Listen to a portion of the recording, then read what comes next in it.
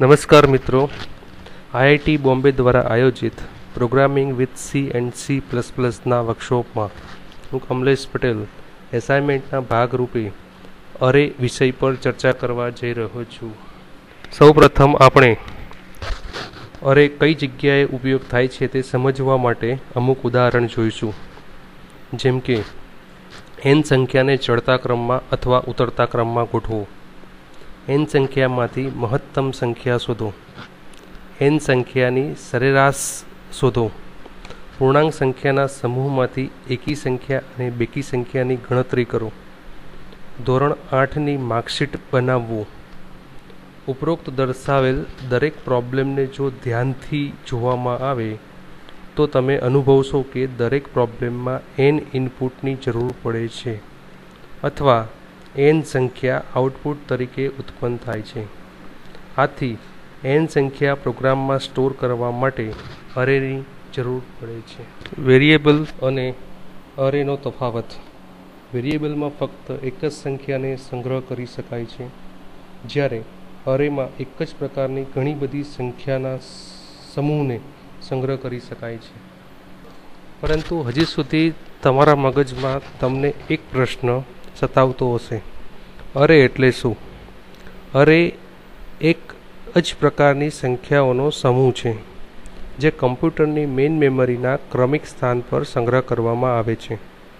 સંગ્રહ કરેલ દરેક સંખ્યા એક જ નામથી અને અલગ અલગ સબસ્ક્રિપ્ટના ઉપયોગથી પ્રોગ્રામમાં વાપરી શકાય છે. અરેને મુખ્યત્વે 3 ભાગમાં વહેંચવામાં આવે છે: 1 ડાયમેન્શનલ અરે, 2 ડાયમેન્શનલ અરે અને મલ્ટી ડાયમેન્શનલ અરે.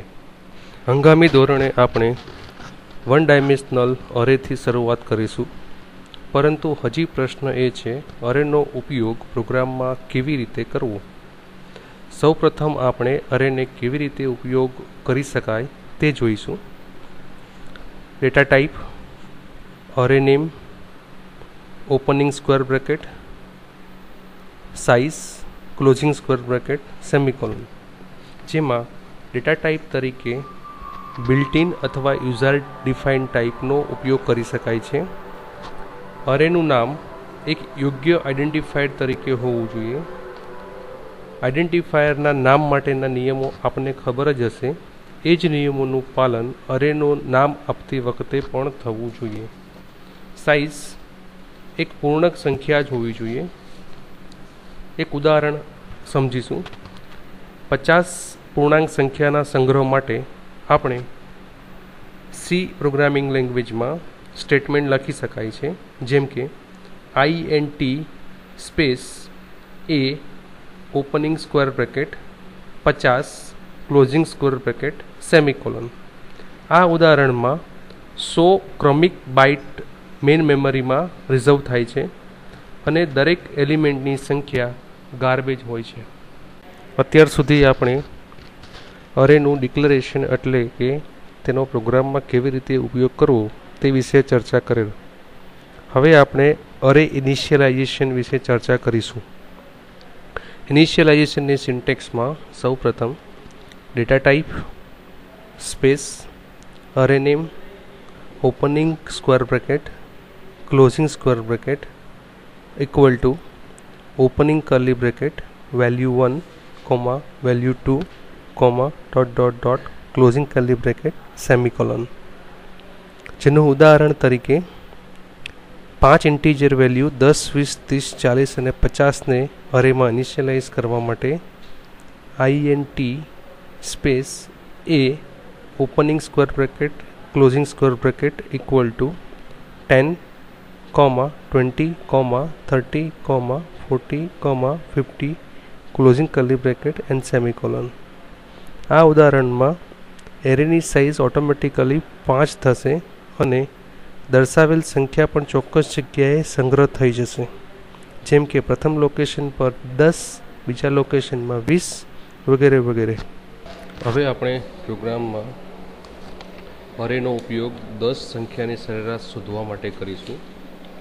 10 સંખ્યાની સરેરાશ શોધતો પ્રોગ્રામ આપની સમક્ષ પ્રસ્તુત કરેલ છે. આપ સ્ક્રીન પર આ પ્રોગ્રામ જોઈ રહ્યા છો, જેમાં દરેક ઇન્સ્ટ્રક્શનને એક નંબર આપેલ છે જે પ્રોગ્રામના સ્ટેક તરીકે ઉપયોગ કરેલ છે.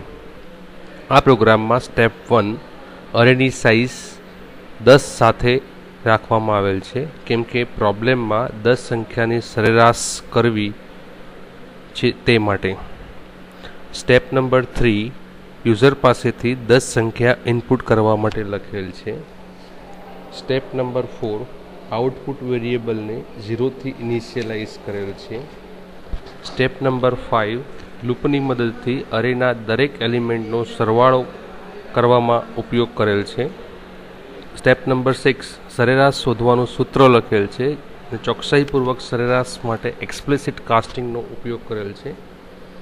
સ્ટેપ નંબર 7 આઉટપુટને સ્ક્રીન પર ડિસ્પ્લે કરેલ છે. પ્રોગ્રામને સારી રીતે સમજવા માટે આઉટપુટ સ્ક્રીન પર પીપીટીમાં મૂકવામાં આવેલ છે. આ જ રીતે અરેને સારી રીતે સમજવા માટે આપણે બીજા એક પ્રોબ્લેમની વિસ્તૃત ચર્ચા કરીશું.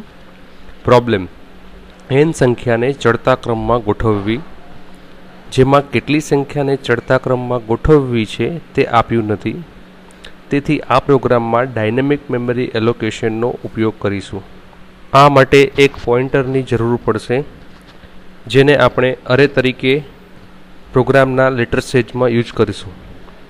n સંખ્યાને ચડતા ક્રમમાં ગોઠવવાનો પ્રોગ્રામ તમારી સામે પ્રસ્તુત કરેલ છે, જેમાં સ્ટેપ નંબર જોઈ રહ્યા છો, જેની વિસ્તૃત ચર્ચા આપણે શરૂ કરીશું. સ્ટેપ નંબર 1 અને 2માં nની વેલ્યુ યુઝર પાસેથી એન્ટર કરાવેલ છે. સ્ટેપ નંબર 3માં nની સંખ્યાને આધારે C++ના મેમરી મેનેજમેન્ટ ઓપરેટર ન્યૂના ઉપયોગથી ડાયનેમિક મેમરી એલોકેશન કરેલ છે અને મેમરી બ્લોકનું શરૂઆતનું એડ્રેસ પોઇન્ટરમાં સંગ્રહ કરેલ છે. સ્ટેપ નંબર 4માં n અલગ અલગ સંખ્યા યુઝર પાસેથી ઇનપુટ કરાવેલ છે અને તેને ડાયનેમિક મેમરી એલોકેશન બ્લોકમાં સંગ્રહ કરેલ છે. સ્ટેપ નંબર 5માં n સંખ્યા પર બબલ શોર્ટના સ્ટેપ્સ અમલ કરવામાં આવેલ છે, જેનાથી મેમરી બ્લોકમાં સંગ્રહ કરેલ દરેક સંખ્યા ચડતા ક્રમમાં ગોઠવાઈ જશે. સ્ટેપ નંબર 6માં ચડતા ક્રમમાં ગોઠવાયેલ સંખ્યાને સ્ક્રીન પર ડિસ્પ્લે કરવામાં આવેલ છે. સ્ટેપ નંબર 7માં અગાઉ રિઝર્વ કરેલ મેમરી બ્લોકને ફ્રી કરવામાં આવેલ છે, જેથી મેમરીનો ઉપયોગ ઓપરેટિંગ સિસ્ટમ બીજા હેતુ માટે કરી શકે. પ્રોગ્રામનું એક્ઝિક્યુશન સમજવા માટે પ્રોગ્રામના આઉટપુટ સ્ક્રીન પણ તમે સ્ક્રીન પર નિહાળી શકો છો. હું આશા રાખું કે આ વ્યાખ્યાનના અંતે તમને અરેના બેઝિક કન્સેપ્ટ સમજાઈ ગયા હશે, જેમ કે અરેને કેવી રીતે ડિક્લેર અને ઇનિશિયલાઇઝ કરવો, n સંખ્યા ઇનપુટ કરી અરેમાં સંગ્રહ કેવી રીતે કરવો, અરેમાં સંગ્રહ કરેલ n સંખ્યાને કેવી રીતે સ્ક્રીન પર ડિસ્પ્લે કરવી, n સંખ્યા માટે ડાયનેમિક મેમરી બ્લોક કેવી રીતે એલોકેટ કરવો અને તેમાં સંખ્યાનો સંગ્રહ કરવો, વગેરે વગેરે.